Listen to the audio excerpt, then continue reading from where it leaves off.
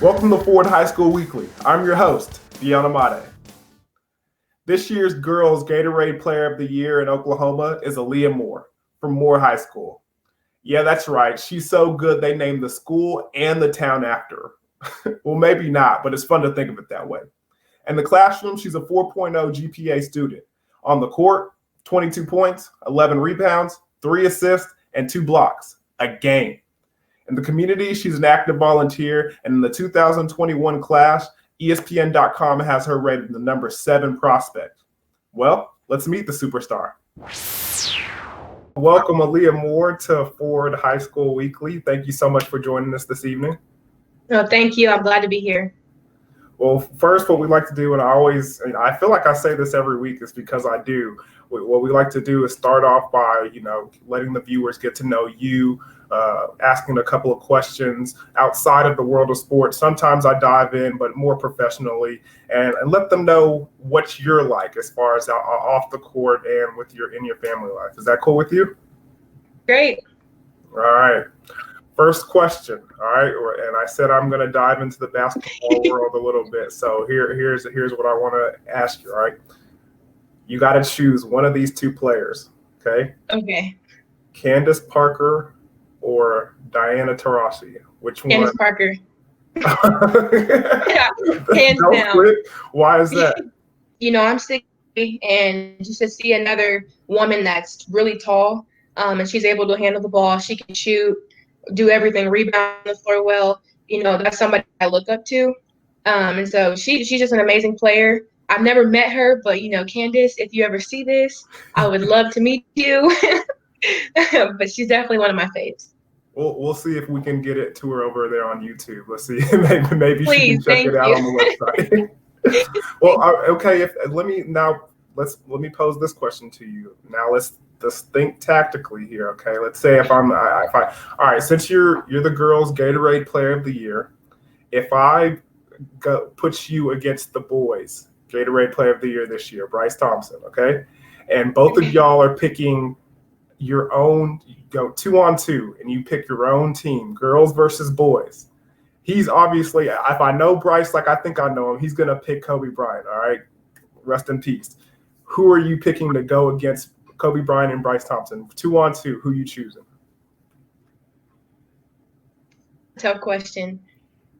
You can give me either Sue Bird, Tamika Catchings, Candace Parker, or Maya Moore. Those 4 boys, you don't stand a chance. I like the confidence. All right. Well, I mean, that leads to my next question. Who's your favorite basketball team? Ooh, okay. So I'm a big LeBron fan. So when he was at the Cavs, I love the Cavs. I was a huge Cavaliers fan. I love the Lakers. I love the Minnesota Lynx on the WNBA side, and the Dallas Wings. I've been to a couple of their games. So yeah, that's my top. Yeah. Okay. I'm a big Dallas Wings fan myself, being from the area, and they also have my favorite player on there. I'm not gonna lie, that's Skylar Diggins. If you see this, I'd love to play one-on-one against you too. Nah, but going on to the next question. If I had to tell you what movie to watch, and I give you these 2, all right, Space Jam or Love and Basketball, which one are you choosing? Love and Basketball. Y'all always choose that one. Y'all, I love Love and Basketball. I mean, that's a little bit before your time. I mean, how'd you come to stumble upon that? My mom, she was a big Love and Basketball fan. We'll watch it together, and I just love it because in the movie it's actually real basketball. In these shows nowadays it's just all fake and terrible, but I love that movie, and it's one of my favorites. Yeah, they really got to do some work with those sports stunt devils. They terrible. It's sometimes I'm saying, let me be a sports director out there. For real. All right, let's switch over to the music lane of things. I mean, if I chose you, which category, which one are you going to lean towards? More rap or more R&B? R&B. Really? Who's your favorite musical artist right now? I have a couple. I'm a big Chris Brown fan. Drake. Rihanna, and Kalani, and if I say her name right, Janae Aiko. Yeah. Top 5 right there, yeah. So any of them see this? I love y'all. But I'm a diehard Rihanna and Drake fan. I want them to get back together so bad. My favorites. Janae Aiko just dropped an album last weekend. Did you check it out? Yes, I did, and it goes hard. Yep. It was fire. It was fire. Yeah. Not gonna lie. All right. Now let's go ahead and dive into your closet a little bit. Okay. I checked out your Instagram. You're stylish. I'm gonna give you that. You're stylish. But if we're rocking some shoes or a nice fit, all right, are you? What is it? Nikes, Jordans, or yes? I love Nike. Anything Nike. Jordans are my fave. What numbers are you rocking with the most lately? 23. Oh, shoes. Jordan 1s. I'm thinking you're talking about my number. Yeah, Jordan 1s. Jordan 1s. Yeah. What color combo are you rocking with? The North Carolina ones? Yeah. UNC? Yeah. When we return, Aaliyah tells us how she started getting recruited in the 8th grade, and all that talent comes from her mom. Ford High School Weekly will be right back. Welcome back to Ford High School Weekly. We're talking to Gatorade Player of the Year, Aaliyah Moore. Well, we're talking to Aaliyah Moore over here, the new Texas commit, plays at Moore High School. Now she's throwing up the hook'ems as regarding. Now, my first question, what I like to normally do is start off the interview is, and I want to ask you this question, is why the game of basketball? How did you start playing, and what's the love that comes with it? Yeah, so I definitely started playing because of my mom. She played at the University of Alabama, A&M, so an HBCU back in the day, and she was a beast. And so I think it just went through the bloodline and it passed on to me. And I actually started playing soccer first. So I played that for 6 years. That was my first love. I thought I was going to go to college for that. Then my mom put me in basketball. I fell in love immediately. And I ended up quitting soccer and started basketball. And my mom, she could tell. She tells me to this day that you were going to be tremendously good at the sport. So, I just fell in love when I was young and just worked really hard. And I think I got my first offer in 8th grade, and I had no idea what an offer was. I didn't even know you could get offers. So I think I fell in love just the minute I touched the ball. And from there, I was like, this is what I want to do the rest of my life. So who was that first offer in the 8th grade? Yeah, OSU. Really? It's funny because I got my first offer from OSU as well, but that only happened when I was a junior in high school, not when I was in the 8th grade. No, yeah, I'm definitely very blessed, and it's been an amazing journey so far. So you said your mom was the one that pretty much put the ball in your hands. Have you seen her play before? Have you seen any film? Has anybody told you that you play like her? What's the story behind that? Yeah, so I haven't seen any film, sadly, but I'm gonna keep on asking. Hopefully she'll show me some. But when I was younger, I was maybe like 6 or 7. She still played basketball in this women's league in Oklahoma, and so I'd go up there and watch. So I remember a little bit of that and watching her, and she used to dominate, even in her 20s, 25 through 30s. So I know she was killer. And then all of her friends, her roommates, her coaches, when she was at Alabama A&M, they all say that she was a beast. So I think, like I said, I got it from her. Now, the difference between our game is she'll say I was way more skilled at that age. But I think the difference is she had more of a dog in her. And so basically her attitude was, you can't guard me. Basically, you just can't guard me, and I'm going to outwork you. And I'm like that too, but I'm not at her level yet, and I'm working on getting there. So I would say that's the difference. Man, you could surprise me because honestly, I've seen you play and the way you go with your aggression, and even after you score, you're known for that roar that you fill up the gym with. So what's behind that? Where did all the emotions come from? I just love to win. I'm a big competitor. I do not like to lose. I will do anything to not lose. So I think just that, me wanting to win so bad kind of fuels my fire. I mean, I just love playing the game. There's just nothing better than a close basketball game. The crowd's into it, you're into it. It's just my love of basketball. It pumps me up. I feel it. I feel it. Now, you mentioned that your mom went to an HBCU. Recently, we've heard a lot of guys thinking about taking that route and going to the historically Black colleges and playing basketball and uplifting those programs. Was that ever something that you thought about doing, following in your mom's footsteps? I actually really didn't. And sometimes I think, it would have been cool to do that, and I would have loved to, but at the same time, she always told me, Aaliyah, you do not have to follow in my footsteps. You do what you want to do. Wherever you go, I will be happy and I'll support you 100%. So it wasn't like she pounded that in my head, you need to go to an HBCU. It was go wherever I was happy. And so, Texas just is where it was at. But I love Alabama A&M. I go up there with my mom during homecoming. So, yeah, it's never something I really thought of. But, I mean, I think it's a great idea that all the boys are trying to do it. We need to start the change, so I'm all for it.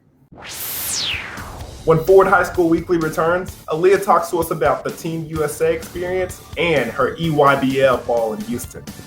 Check out Forward Game of the Week Classics Tuesday and Friday nights at 8 p.m. on YurView Channel 3.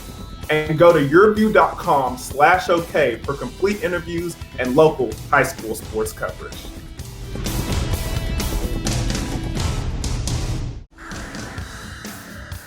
Welcome back to Forward High School Weekly. We're talking to University of Texas commit, Aaliyah Moore. You got an opportunity to play with Team USA. Tell us how that experience was for you and how that opportunity came about.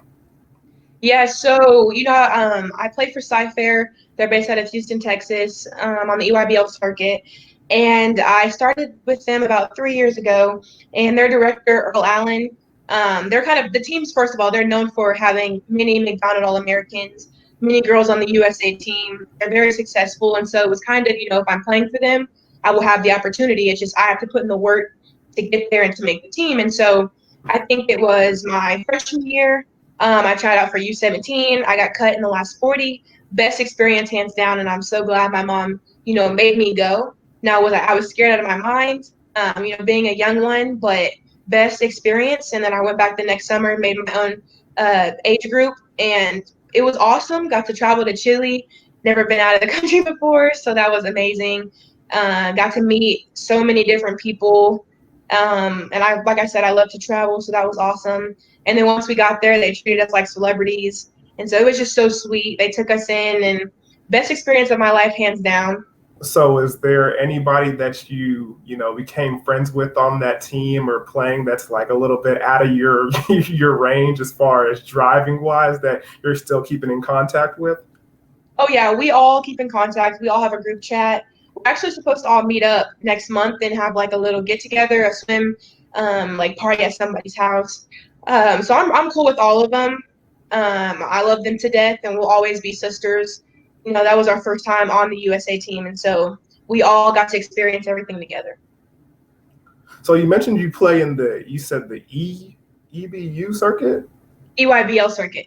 So that's not AAU basketball, or is that kind of the same thing? In my opinion, there's a difference. AAU is like, like I don't know how to describe it. There's a difference because the EYBL teams, you have the EYBL patch on your jersey. To me, it's more official, but I mean, it's basically the difference to me is on the EYBL circuit, you play in front of the top tier college coaches. So like the UConns, the Notre Dames, Texas, South Carolina, you play in front of those coaches. In AAU, it's kind of like you play in front of certain coaches if you get that type of recognition, but it's not the same. So that's why I had to leave and go to EYBL, because my mom knew if I did that, I would get the looks from the top colleges. Now, you said you play in a team in Houston. How has that been as far as, throughout your high school years, playing with a team that's, in another state? Yeah, no, I've loved it. And I'm happy that my mom made the transition. Now, it's a lot of, what's the word I'm looking for? Sacrifice. because, getting up at 6 in the morning, having to drive to Dallas for practice, having 2-a-days in Dallas, and then staying one more day, having a 4-hour practice on that Sunday, and then driving all the way back home, going to school that whole week, and doing it all over again the next weekend. And so it's a lot of sacrifice. Now, I'm so grateful for it because I wouldn't be committed to Texas or have even the looks that I got if I wouldn't have made the transition to the team. But I would say if anybody's looking to switch, definitely join the EYBL circuit. Like I said, it's a lot of sacrifice, but it's really worth it. Well, I mean, it's impressive. I mean, that's the word for it. A lot of sacrifice going in, a lot of travel, a lot of miles, and I'm pretty sure your parents putting in a lot of effort to yes, a lot of money. So, I mean, I'm good that it's good that it paid off and you got the scholarship and you're going on to bigger and better things, though. Yeah, no, definitely. And like I said, shout out to my mom because she was my rock through all of it and got me everywhere. Yeah, we had to get up at 3 a.m. some nights, get on a plane, go to Virginia. So it's a lot of stuff, but it's so much fun. And I'm sad that this is my last summer. Well, if you think the pandemic is going to slow her down, wait until Aaliyah tells you how she's been working on her game these days. Check out YurView.com/OK for more Oklahoma high school sports content. You're watching Ford High School Week.